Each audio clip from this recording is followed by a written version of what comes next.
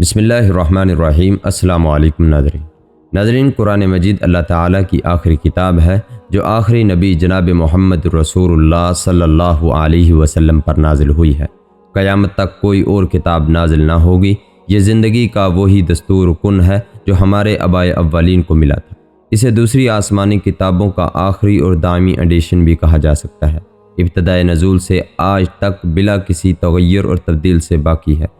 اس میں سر منہ کوئی فرق نہیں، اور ایک لمحے کے لیے نہ تو قرآن مسلمانوں سے جدا ہوا اور نہ مسلمان قرآن سے جدا ہوئے۔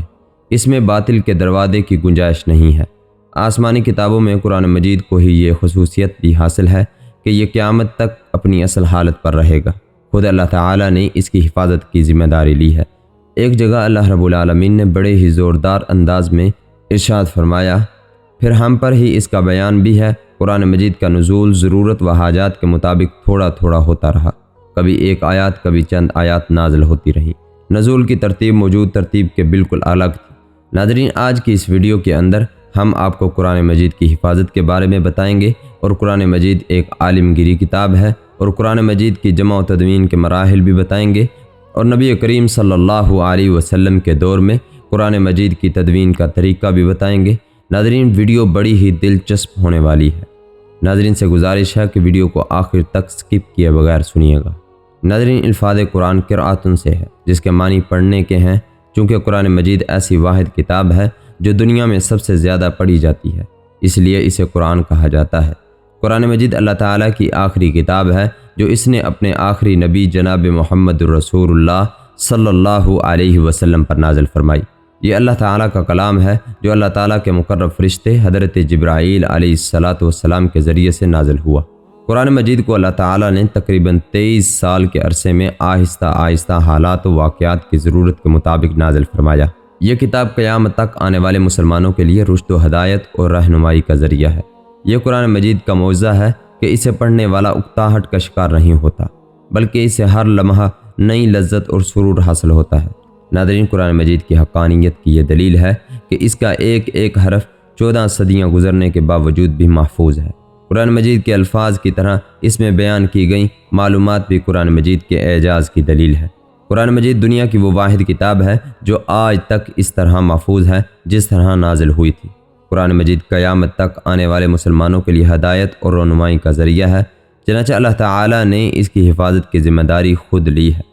اللہ رب العالمین قرآن کریم کے اندر سورۃ الحجرات آیت نمبر 9 کے اندر فرماتے ہیں، بے شک ہم نے ہی اس قرآن کو نازل فرمایا اور بے شک ہم ہی اس کی ضرور حفاظت فرمائیں گے۔ ناظرین، قرآن مجید اللہ تعالیٰ کی آخری اور عالمگیری کتاب ہے۔ جس طرح نبی کریم صلی اللہ علیہ وسلم اللہ تعالیٰ کے آخری نبی اور آپ کی رسالت تمام جہانوں کے لیے ہے، اسی طرح آپ صلی اللہ علیہ وسلم پر نازل ہونے والی کتاب بھی تمام بنی نوع انسان کے لیے رشد و ہدایت کا سرچشمہ ہے۔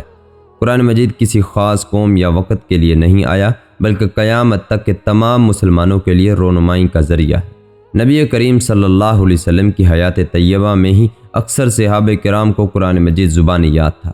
نبی کریم صلی اللہ علیہ وسلم قرآن مجید کے نزول کے فوراً بعد قرآن آیات کو لکھوانے کا خصوصی اہتمام فرماتے تھے۔ نبی کریم صلی اللہ علیہ وسلم کی حیات طیبہ میں ہی مکمل قرآن مجید لکھا جا چکا تھا۔ عہد رسالت میں قرآن مجید عموماً پتھر کی ان سیلوں، چمڑے، کھجور کی چھال اور اونٹ کے شانے کی ایسی ہڈیوں پر لکھا جاتا تھا جو خاص اسی مقصد کے لیے تیار کی جاتی تھی۔ یوں قرآن مجید عہد نبوی صلی اللہ علیہ وسلم میں مکمل حفظ ہونے کے ساتھ ساتھ مختلف جگہوں پر لکھا ہوا موجود تھا۔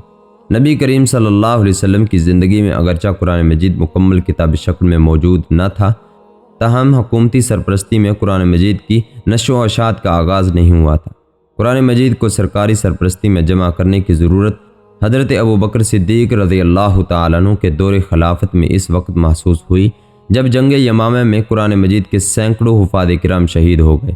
اللہ تعالیٰ کی مدد سے مسلمانوں کو اس عظیم جنگ میں فتح نصیب ہوئی، تاہم اس وقت یہ محسوس کیا گیا کہ اگر مستقبل میں اسی طرح حفاظ کرام شہید ہوتے رہے تو کہیں قرآن مجید کا کوئی حصہ ضائع نہ ہو جائے۔ حضرت ابوبکر صدیق رضی اللہ تعالیٰ عنہ نے حضرت عمر فاروق رضی اللہ تعالیٰ عنہ اور دیگر جلیل القدر صحابہ کرام رضوان اللہ اجمعین کے مشورے سے قرآن مجید کی جمع و تدوین کا آغاز کیا۔ حضرت ابو بکر صدیق رضی اللہ تعالیٰ عنہ نے صحابہ کرام رضوان اللہ اجمعین کے مشورے سے مشہور قاری قرآن حضرت زید بن ثابت رضی اللہ تعالیٰ عنہ کو اس عظیم کام کی تکمیل کے لیے منتخب کیا۔ حضرت زید بن ثابت رضی اللہ تعالیٰ عنہ عہد رسالت میں وحی کی کتابت کا فریضہ انجام دیا کرتے تھے۔ حضرت زید بن ثابت رضی اللہ تعالیٰ عنہ کی سربراہی میں قائم کمیٹی نے مسلسل انتہائی محنت سے قرآن مجید کو ایک مصحف کی صورت میں جمع کیا۔ قرآن مجید کا یہ نسخہ حضرت ابو بکر صدیق رضی اللہ تعالیٰ عنہ کے پاس موجود رہا، جو آپ صلی اللہ علیہ وسلم کے وفات کے بعد حضرت عمر فاروق رضی اللہ تعالیٰ عنہ کو منتقل ہوا، اور حضرت عمر فاروق رضی اللہ تعالیٰ عنہ کی شہادت کے بعد المومنین حضرت حفصہ رضی اللہ تعالیٰ عنہما کی تحویل میں آ گیا۔ حضرت عثمان رضی اللہ تعالیٰ عنہ کے عہد خلافت میں جب مختلف قراتوں اور لہجوں میں قرآن مجید کی تلاوت پر اختلاف پیدا ہوا تو انہوں نے المومنین حضرت حفصہ رضی اللہ تعالیٰ عنہما کے نسخے کی مختلف نقلیں تیار کیں اور مختلف صوبوں کو بھجوا دیں اور مسلمانوں کو ایک قرات پر متحد کر دیا۔ ناظرین، یہ تھا قرآن مجید کی تدوین اور اس کی حفاظت کا واقعہ۔ ناظرین، اگر یہ ویڈیو آپ کو پسند آئے، ویڈیو کو لائک کریں، شیئر کریں، کمنٹ کریں۔ اگر ابھی تک آپ نے ہمارا چینل سبسکرائب نہیں کیا، چینل کو سبسکرائب کریں۔ پھر ملتے ہیں اگلی ویڈیو کے اندر۔ اپنا خیال رکھیں۔ السلام علیکم۔